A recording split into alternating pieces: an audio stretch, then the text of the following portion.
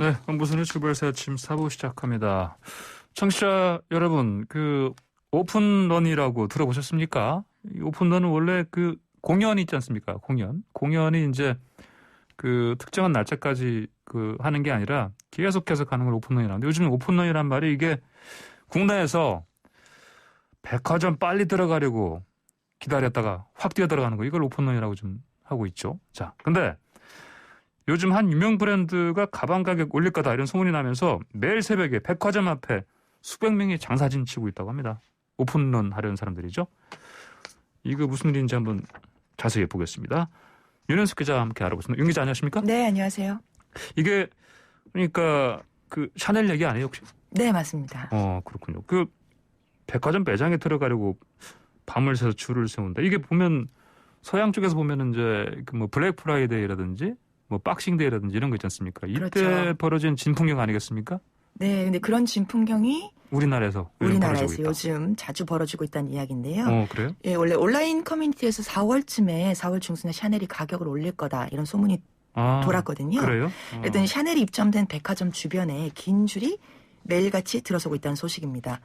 주말은 물론이고 평일도 가리지 않고요. 예. 대기줄이 길게 늘어서 있는데 아주 새벽부터 줄을 서느라 두꺼운 옷을 가져온 사람도 있고 의자나 심지어 침낭까지 챙겨서 거기서 거의 밤을 새다시피 한 사람들도 많다고 하네요. 근데 꼭 저거 같네요. BTS 공연 보려고 밤새는 사람들 같네요. 네, 근데 BTS가 아니고 여기서는 갖고 싶고 보고 싶은 게 샤넬 백인 거죠. 그래요. 예. 네.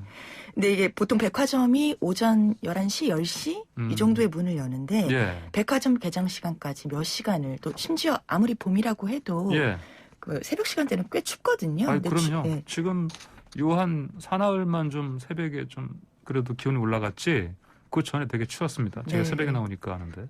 네, 그렇죠. 그리고 추위 속에서 굉장히 떨면서 몇 시간을 기다리고 있는데요. 그래요. 근데 문제는 이렇게 고생해서 기다렸는데 바로 들어가는 것도 아니고 거의 대기표를 받는 줄이고요. 그럼 대기표를 받아야 돼요? 받아서 왜냐하면 보통 명품 매장 같은 경우는 여러 명을 동시에 들어가지 않고 인원수를 제한하기 때문에 그런 대기표를 받는 줄을 그렇게 서는 건데요. 근데 그렇게 줄을 서도 원하는 제품 구하기도 하늘의 별따기라고 하거든요. 이게 왜냐하면 샤넬의 대표적인 백 클래식 라인이라고 있어요. 이게 어떻게 생각하시면 되냐면 모르겠습니다만 하여튼 가죽백인데 마름모 형태 퀼팅이 돋보이는 보통 샤넬하면 생각나는 대표적인 이미지인데 보통 까만색에 그 안에 이렇게 마름모꼴. 이게 굉장히 가격이 거의 해마다 인상이 돼서 지금 큰 사이즈는 한 1,000만 원 정도 하거든요. 그래요? 그런데 이런 인기 라인 같은 경우에는 줄 서서 대기표 받아서 입장을 하고 몇 시간 만에 들어가도 이미 품절되는 바람에 사기가 어려운 거죠. 그렇게 하루 종일 기다렸는데 헛걸음치고 돌아가는 경우도 생기는 거예요. 그래서 꼭 이거 사야겠다, 필요하다 이런 사람들은 하루만 밤새는 게 아니라 여러 매장을 돌아다니면서 며칠간에 걸쳐서 이런 오픈런 줄을 서는 사람도 있다고 하네요. 그래요? 원래 이제 4월 한 중순쯤에 가격이 인상된다. 그래서 패션 커뮤니티나 아니면 명품에 관심 있는 사람들 중심의 커뮤니티에서 이런 소문이 막 돌면서 이런 열기가 오픈런 열기가 부쩍 뜨거워졌는데 인상이 실제로 아직은 이어지지 않았지만 그래도 이런 분위기가 계속 되고 있습니다. 이런 상황은 음모론도 나오겠습니다. 음모론. 어떤 음모론일까요? 그러니까 4월 15일에 가격이 인상된다. 소문 퍼뜨려 놓고 일부러 그런 거 아니냐. 많이 팔려고? 그러지 않겠어요? 근데 이런 가격을 올리는 황당합니까? 전략 같은 경우는 사실 몇 년째 명품 브랜드들이 지속적으로 하고 있는 어떤 전략이거든요. 그러면 이렇게까지 줄 서서 그렇게 해도 이렇게 사지 못하는 상황이면 많이 팔릴 것 같은데 샤넬 같은 이런 명품 브랜드 보니까 다른 샤넬도 있고 에르메스도 지금 루이비통도 있고 이런 것들 지금 코로나 상황인데 오히려 초강기를 누리고 있다. 이렇게 봐도 됩니까 그러면? 아주 약하게 전년도보다는 매출 규모가 공개된 줄었어요? 거에 따르면은 조금 줄었어요. 0.1% 정도. 근데 사실상 거의 명품 구매의 많은 부분을 차지하는 곳이 면세점인데 거의 작년에 해외여행 하늘길 다 막혔기 때문에 면세점이 사실상 개점 휴업 상태였던 걸 고려하면은 백화점이라든가 이런 오프라인 형태의 매출은 굉장히 늘었다고도 상대적으로 해석할 수 있는 거죠. 그래요. 왜냐하면 아무래도 특히 올해 들어서 또 더더욱 이런 봄에 오픈런 현상이 또 이렇게 언론에 오르내릴 정도로 발생하는 거는 보복 소비 키워드가 좀 짚어봐야 될 것 같고요. 보복 소비요? 네네. 지난 한 해는 거의 대부분 코로나19로 씀씀이를 대부분 이렇게 허리띠를 졸라매고 또 지갑도 닫고 이런 분들이 많은데 네. 이제 봄철 들어서 조금 사회적 거리두기 분위기가 조금 느슨해진 것도 있고 네. 그동안 억제됐던 소비 욕구도 분출되면서 굉장히 백화점이나 이런 데를 중심으로 명품 매출이 급증을 하고 있는 상황이고요. 예. 또 무엇보다도 아까 말씀드렸다시피 코로나19 장기화로 인해서 해외여행길이 막히니까 네. 원래는 해외 명품들 보통 뭐 면세점에서 구입하거나 해외여행 예. 가서 이렇게 구입하던 것이 일반적인 패턴이었는데 그렇죠. 그게 꽉 막히다 보니까 그런 해외여행 수요, 해외여행 가려고 모아뒀던 돈 어차피 못 가니까 뭐 명품을 하나 구입하자 이런 쪽으로도 뭐 쏠리고 있다 이런 뭐 해석도 있습니다. 그리고 예. 아무래도 봄인데 고급 명품 같은 경우에는 또 혼수 예물 수요도 있기 때문에요. 그리고 이런 어떤 코로나19로 인한 어떤 세태화는 또 별도로 예. 요즘 젊은 세대들은 명품을 하나의 재테크 수단으로 또 인식하는 경우도 있거든요. 샤테크라고 그거 들어보셨죠? 들어봤어요. 예. 네. 샤넬은 뭐 사두면 중고품도 이렇게 값이 안 떨어진다면서요. 네네네. 뭐 구입한 뒤에 바로 되팔아도 수십만 원, 예. 뭐 많게는 뭐 100만 원까지도 일부 금액은 받는 경우도 있다고 하더라고요. 예. 그러다 보니까 이 오픈런 줄에 서는 사람들 중에는 뭐 정말로 이거 갖고 싶어서 줄 서는 분들도 있지만 예. 전문적으로 이거 리셀이라고 하는데 샀다가 어느 정도 웃돈 얹어서 다시 파는 중고시장에 이런 리셀러들도 많다고 합니다. 그렇군요. 아까 잠깐 제가 뭐 음모론 얘기했습니다만 이런 소비자들의 심리를 사실 악용이다고 하면 좀 과한가요? 이 브랜드들에서 하는 거가? 이용을 아주 절묘하게 하고 있는 거죠. 왜냐하면 계속 올려도 예. 계속 사니까. 네. 우리나라에서 특히 아까 예.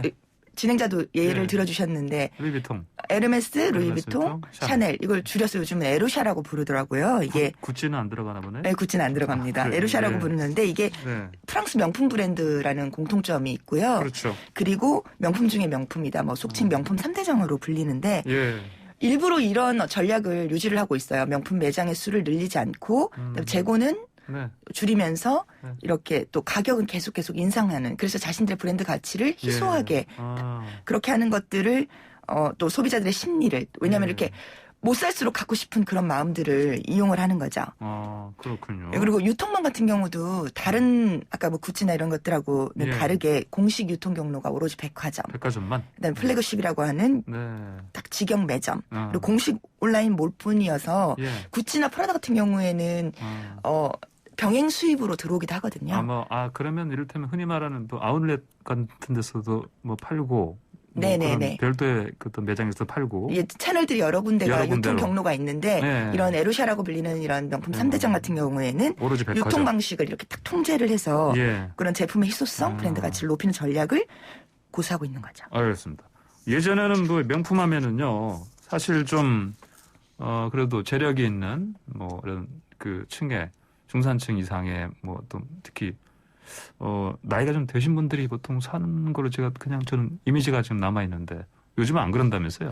요즘은 뭐 이른바 젊은 세대, 예. MZ세대라고 불리죠. 1980년대 초반에서 2000년대에 출생한 분들, 네. 20, 30대인데 이런 분들이 굉장히 명품 구매의 중심축으로 부상을 해 있고 일상적으로 명품 소비가 예. 옛날 같으면은 말씀하신 대로 맘먹고 하나, 뭐 혼수로 예. 하나 이랬는데 예. 지금은 굉장히 자기에 대한 뭐 보상으로 뭐 선물을 한다던가 보상 심리로요? 친구끼리들도 예. 어떤 희소한 어떤 품목 같은 경우에 네. 뭐 이런 사서 뭐 구매를 자랑한다던가 자랑도 하고. 이런 심리들이 굉장히 넓게 퍼져 있는 상황이고요. 재테크도 하고. 네네 이게 사치가 아니고 예. 조금 의미 있는 소비로 보는 거죠. 예. 왜냐하면은 유행 덜 타는 아주 고가지만 유행 덜 타는 명품을 사면 이게 예. 오히려 가치가 있다. 왜냐하면 또 아까 말씀드린 것처럼 뭐 이렇게 웃돈 얹어서 팔기도 하고 예. 또 오래 들 수 있기 때문에 뭐 합리적인 소비로 생각하는 사람들이 있죠. 그렇군요. 요즘 보면 코로나 때문에 이것만이 아니라 이렇게 그 명품화 쪽으로 많이 가는 것 같아 보니까 특히 젊은층 분들이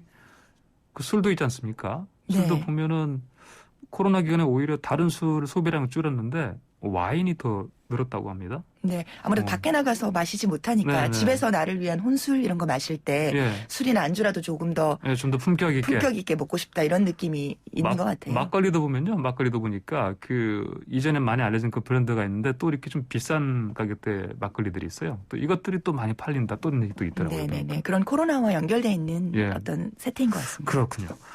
자, 그러면은 자, 이렇게 계속 뭐 가격을 계속 그래도 올린다면서요. 또 조금씩. 근데 그리고 이제 희소성 이거 가지고 이제 이런 전략으로 계속 팔고 있고.